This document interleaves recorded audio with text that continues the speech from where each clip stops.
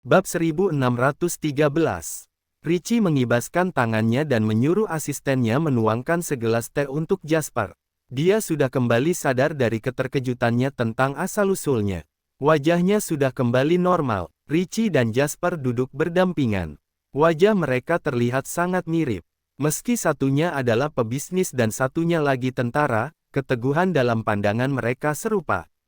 Selena tidak bisa menahan rasa herannya tentang keajaiban genetika. Mereka lahir dari ibu yang berbeda dan tidak pernah hidup bersama. Namun, mereka memancarkan aura yang sama saat mereka duduk. Di sisi lain, Ruben yang merupakan adiknya Richie sudah merasa gelisah sejak Richie muncul dan kedatangan Jasper makin membuatnya gelisah. Kegelisahannya terlihat jelas di wajahnya. Mana mungkin Richie berani menyerahkan keluarga Bennet kepada orang sepertinya. Richie menatapnya dan berkata, "Ruben, kamu yakin mau bersaing denganku untuk merebut perusahaan?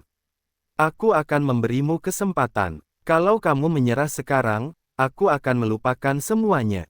Di matanya, Ruben selalu menjadi adiknya. Sebagai kakak, sudah seharusnya dia melindungi adiknya, kan? Seperti yang sering dikatakan oleh Petra, Richie, Ruben itu bodoh dan sombong.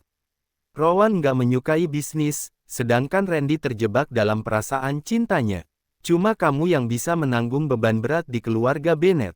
Maaf, aku harus merepotkanmu.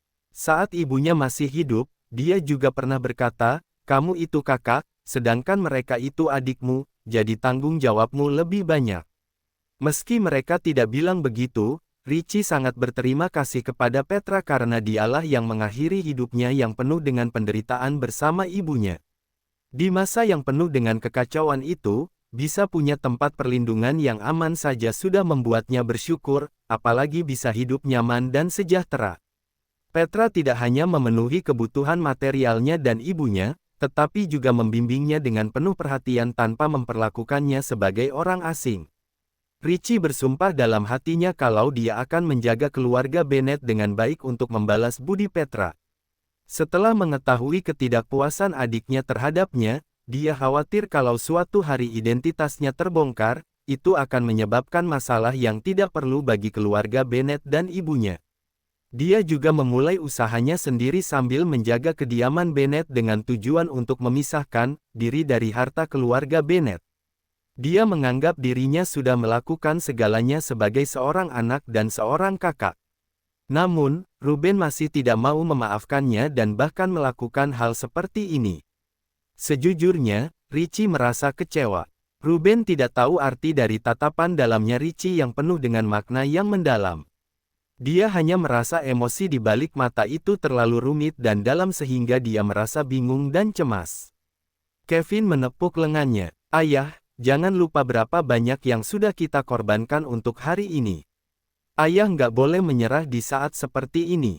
Dia itu anggota keluarga Farrell, jadi apa hubungannya dengan keluarga Bennet kita? Kakek sudah meninggal, jadi nggak akan ada yang mendukungnya lagi. Memangnya kenapa kalau ada keluarga Farrell? Hari ini adalah urusan keluarga Bennet." Saat mendengar kata tidak akan ada yang mendukungnya lagi, Richie merasa sangat sedih. Pada akhirnya, dia tidak bisa menjaga apapun yang harus dia jaga. Dia telah mengecewakan usaha keras ayahnya. Namun, dalam pergumulan hidup, dia hanyalah manusia biasa yang tidak bisa menjadi sempurna dan memuaskan setiap orang. Richie menunggu dengan tenang sampai Ruben membuat keputusan setelah ragu-ragu. "Ya, Richie, aku akan mengambil kembali semua milikku. Sekarang orang tua kita sudah nggak ada. Apa kamu nggak malu tinggal di kediaman Bennet?" Richie menggelengkan kepalanya lalu menghela napas dengan putus asa. "Ruben, kamu benar-benar sangat mengecewakanku. Terserah kamu saja, aku harap kamu nggak akan menyesal nantinya." Bab 1614. Ruben sangat terkejut saat mendengar kata-kata kakaknya, tetapi dia melihat beberapa orang yang mendukungnya di sekitarnya. Mana mungkin dia bisa menyerah begitu saja setelah merencanakan ini selama bertahun-tahun. "Aku nggak akan menyesal. Oke, ayo kita mulai." Rapat pemegang saham resmi dimulai. Sira yang duduk di samping tidak punya waktu untuk memikirkan Selena. Dia sudah menginvestasikan semua hartanya, jadi tidak boleh ada kesalahan sedikit pun. Perubahan kepemilikan saham perusahaan belakangan ini sangat besar. Semua orang juga tidak yakin. Hal yang mereka perjuangkan hanyalah 20% saham yang dipegang oleh kakek. Kakek meninggal dengan tiba-tiba, jadi dia tidak sempat membagi harta keluarganya. Ruben berusaha keras membuktikan kalau Richie bukan anak ayahnya hanya untuk membuatnya kehilangan hak waris. Namun, dia tidak menyangka Richie mengangkat tangannya dan seorang pengacara masuk dengan sebuah dokumen yang tersegel. Ternyata itu adalah wasiat yang telah disiapkan oleh Petra, termasuk buku peralihan saham, dana keluarga, dan pembagian properti yang jelas. Kepemilikan 20% itu adalah milik Richie. Ruben menggelengkan kepalanya dengan keras. Enggak mungkin. Ayahku meninggal karena serangan jantung. Dia nggak membuat surat wasiat sama sekali sebelum meninggal. Surat wasiat itu pasti palsu. Richie tampak tenang. Ini adalah wasiat yang ayah buat setengah tahun yang lalu. Kalau kamu nggak percaya, kamu bisa meminta pengacaramu untuk mengidentifikasinya. Selain dokumen-dokumen, ada juga video, rekaman suara, dan tanda tangan asli kakek sebagai bukti. Kevin tidak percaya. Dia melirik pengacaranya dan kepala pengacara dari tim pengacara datang untuk memeriksa wajahnya terlihat agak muram. Tuan Kevin, ini wasiat asli yang ditinggalkan oleh Tuan Petra saat beliau masih hidup. Ruben langsung merasa sedih. Dialah putra kandung ayahnya, tetapi ayahnya tidak memberikan hal sebesar ini padanya. Dia bahkan tidak tahu apa-apa. Sebaliknya, ayahnya malah sangat sabar dan menyayangi orang asing itu. Bagian saham ini adalah milik Richie. Tanpa melihat perang ini juga, Ruben sudah kalah. Meski menang, Shira tidak merasa senang sedikit pun. Padahal Richie bisa menang tanpa membutuhkan sahamnya, tetapi kenapa Kak Sean bilang begitu saat itu? Shira sudah menyadari ada yang tidak beres. Dia juga makin gelisah karena kemunculan Jasper di sini. Richie berkata dengan tenang, "Oke, masalah perusahaan sudah selesai. Sekarang saatnya mengurus urusan keluarga Bennett. Orang yang tidak berkepentingan silakan pergi. Ini jelas akan ada pembalasan dendam, jadi mana mungkin pemegang saham lainnya berani ikut campur." Mereka segera meninggalkan tempat itu. Billy yang terakhir pergi. Dia bahkan menutup pintu dengan hati-hati seolah menutup pintu setelah menangkap buruan. Shira berkata, "Ayah, kalau ayah mau mengobrol dengan Paman Jasper, aku pergi dulu saja." Setelah berkata begitu, Shira merasakan sepasang mata menatapnya dengan tajam. Pandangan tajam Jasper mengunci dirinya. Hanya dengan sekilas pandang saja sudah membuat Shira merasa tidak nyaman dan berkeringat dingin.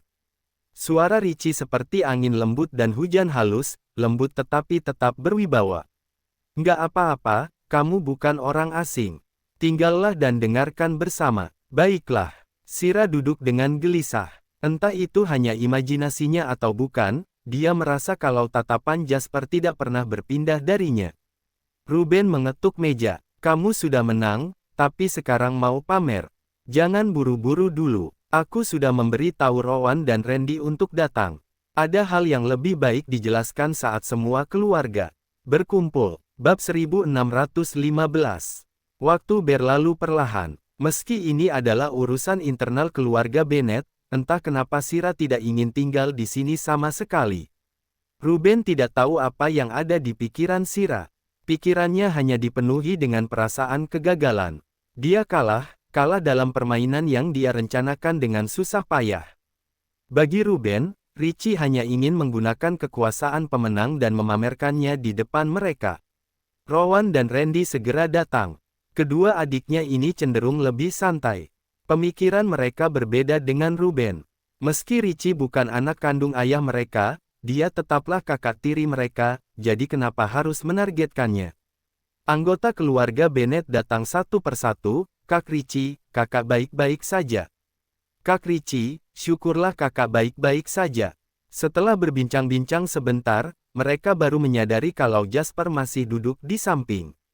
"Orang ini adalah Tuan Jasper. Aku akan menjelaskan tentangnya nanti. Hari ini, aku mengumpulkan semua orang juga untuk urusan keluarga Bennett." Richie memang ahli dalam mengendalikan situasi. Meski semua orang penasaran kenapa Jasper muncul di sini, tetapi Richie terlihat serius. Pasti ada hal penting yang akan dibicarakan, jadi semua orang duduk dengan baik. Banyak hal terjadi di keluarga Bennet belakangan ini. Aku sudah mendengar tentang Anthony dan sangat menyesal tentang hal itu. Ruben mendengkus dingin, kamu nggak usah berpura-pura di sini. Ruben langsung marah saat Richie menyebutkan Anthony. Kak Ruben, kejadian Anthony kan nggak ada hubungannya sama Kak Richie, kenapa kakak harus bersikap kayak gitu? Heh, ngapain kalian memanggilnya Kak Richie? Jangan lupa kalau dia itu bukan anggota keluarga Bennet. Tuh lihat, sekarang orang dari keluarga Farrell datang ke sini. Setelah mendengar ini, mereka berdua baru menyadari kalau Richie punya hubungan dengan keluarga Farrell. Jangan bilang gitu, Kak Ruben.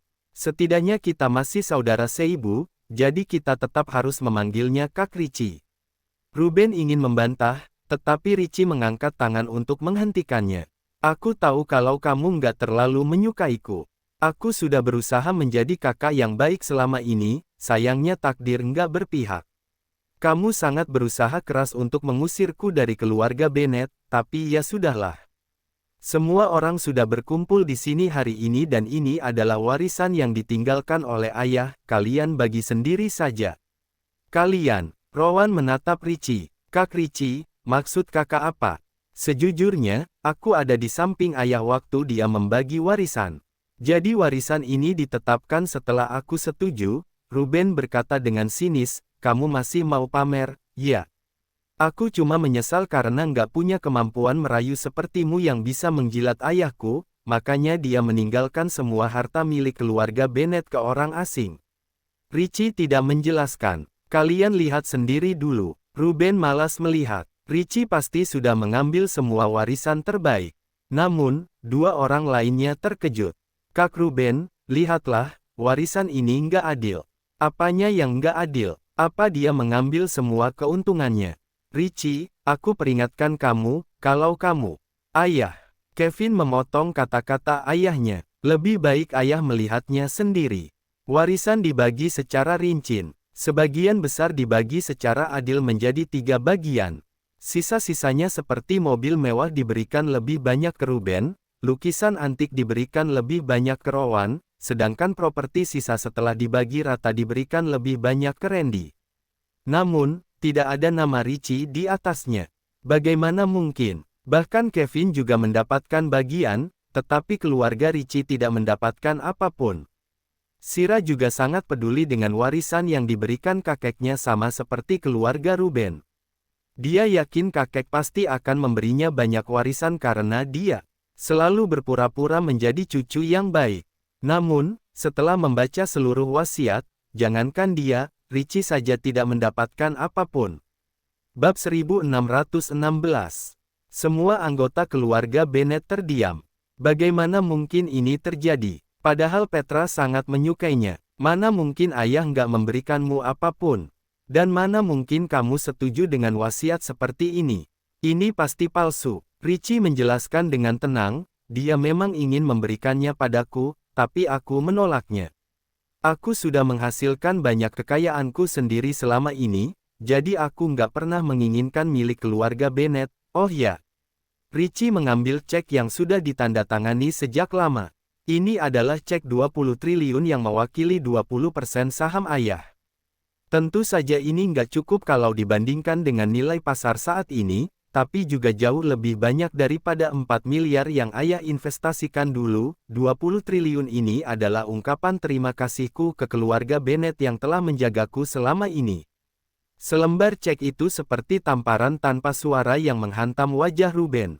Rowan dan Randy menolak. Kak Richie, kami tahu kalau kakaklah yang selalu mendukung keluarga Bennet selama ini. Kami nggak bisa menerima uang ini. Kalau ayah masih hidup, dia juga pasti nggak akan menerimanya. Ya, kakak itu anaknya ibu, jadi seharusnya kakak punya hak untuk mewarisi sebagian warisan, apalagi ayah sangat menyayangimu. Tapi kakak nggak mau uangnya dan malah memberikannya ke kami. Tentu saja Petra tidak mau menerimanya saat dia masih hidup. Kalau dia menerima uang ini, berarti Richie benar-benar memutuskan hubungannya dengan keluarga Bennet. Richie tersenyum. Aku selalu memperlakukan kalian sebagai adik kandungku sendiri selama ini tanpa keraguan sedikit pun. Tapi apapun yang aku lakukan, aku nggak bisa memuaskan semua orang. Aku juga mungkin harus pergi untuk menjaga keharmonisan keluarga Bennet. Aku memanggil kalian ke sini hari ini bukan cuma untuk pembagian harta ini, ada beberapa hal yang perlu aku jelaskan. Jangan gitu Kak Richie, kami nggak pernah menganggapmu sebagai orang asing, kakak nggak boleh pergi. Ya, ini salah Kak Ruben. Kak Ruben, cepat minta maaf ke Kak Richie. Kejadian yang tiba-tiba ini mengguncang keyakinan yang sudah Ruben percayai selama ini. Saat ini, kepercayaan yang runtuh masih belum terbentuk kembali. Namun, setelah Rowan menepuknya, kesadarannya mulai kembali secara perlahan. Kamu bilang apa? Minta maaf. Dia selalu memperhatikan harga dirinya. Kalau dia minta maaf, bukannya itu berarti semua yang dia percayai selama ini salah. Aku nggak salah, kenapa aku harus minta maaf? Rowan dan Randy masih ingin membujuk, tetapi Richie mengangkat tangannya untuk menghentikan mereka. Masalahnya sudah sampai ke tahap ini, kalian nggak perlu banyak bicara. Bagi Ruben, hidupku adalah bebannya. Aku juga nggak ingin keluarga Bennet pecah karena aku dan menjadi bahan tertawaan. Lebih baik kita selesaikan semuanya hari ini. Ruben merasa cemas dan melihat ke arahnya, kamu mau ngapain? Perincian wasiat ini akan dibagikan oleh pengacara ke kalian dan 20 triliun ini adalah untuk memutuskan semua hubungan antara aku dan keluarga Bennet. Mulai sekarang, aku akan membangun keluargaku sendiri dan nggak akan lagi menggunakan nama Bennet. Aku juga akan menyerahkan properti keluarga Bennet ke kalian bertiga. Kak Richie kan selalu mengelola properti-properti itu dengan baik, buat apa kakak memberikannya ke kami? Richie tersenyum. Lebih baik aku menyerahkan pekerjaan yang melelahkan dan nggak dihargai ini ke kalian. Selain itu, aku juga sudah nggak muda lagi, aku mau melakukan hal-hal yang seharusnya aku lakukan. Setelah menjelaskan semua ini, dia menatap Kevin. Kamu juga sudah memenangkan banyak penghargaan di dunia hiburan. Kalau kamu ingin membuktikan dirimu sendiri, aku akan menyerahkan Ritz Entertainment kepadamu. Ekspresi Kevin berubah drastis. Ritz Entertainment itu, milikmu, bersambung ke bab 1617. Terima kasih.